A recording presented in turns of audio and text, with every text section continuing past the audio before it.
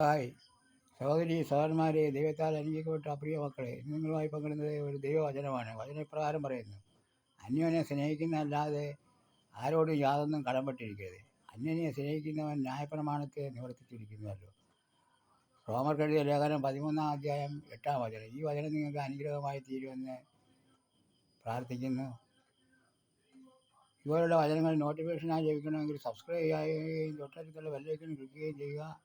നിങ്ങൾ ലൈക്ക് ചെയ്യാൻ മറന്നുപോലെ, എൻ്റെ അഭിപ്രായങ്ങളും നിർദ്ദേശങ്ങളും കമൻറ്റ് വഴി അറിയിക്കാനും മറന്നുപോലെ. ഇനി ഒരു ഗാനം കേൾക്കാം.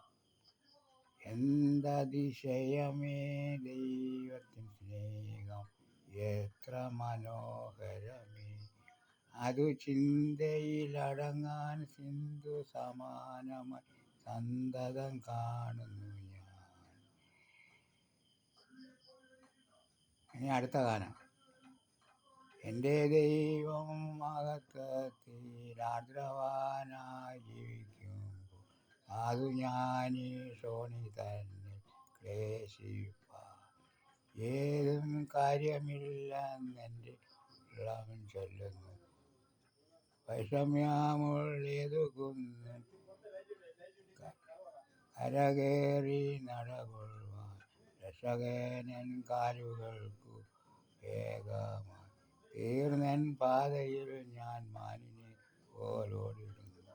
ആരുമേനിക്കില്ലെന്നു ഞാൻ ഏകനായി തീർന്നുവെന്നു മാനസത്തിലാദി പൂണ്ടു ഖേദിപ്പാൻ എൻ്റെ നിത്യ സ്നേഹിതന്മാർ ദൈവമുമ്പിൽ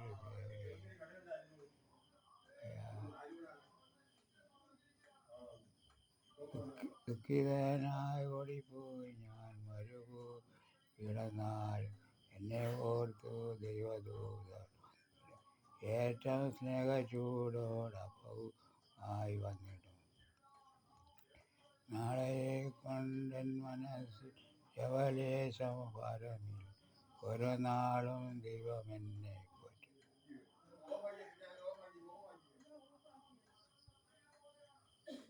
കാക്കകളെ വിചാരിപ്പീൻ, വിതയില്ല, കൊയ്ത്തുമില്ല, ദൈവമാവയ്ക്കായി വേണ്ടതെല്ലാം തരുന്നു. ലില്ലി പുഷ്പങ്ങൾക്കും അവൻ ശോഭ നൽകുന്നു. പത്മദ്വീപിൽ ഏകനായി ഞാൻ വസിച്ചാലും ഭയമില്ല, സ്വർഗം തുറന്നെൻ്റെ പ്രിയൻ വന്നു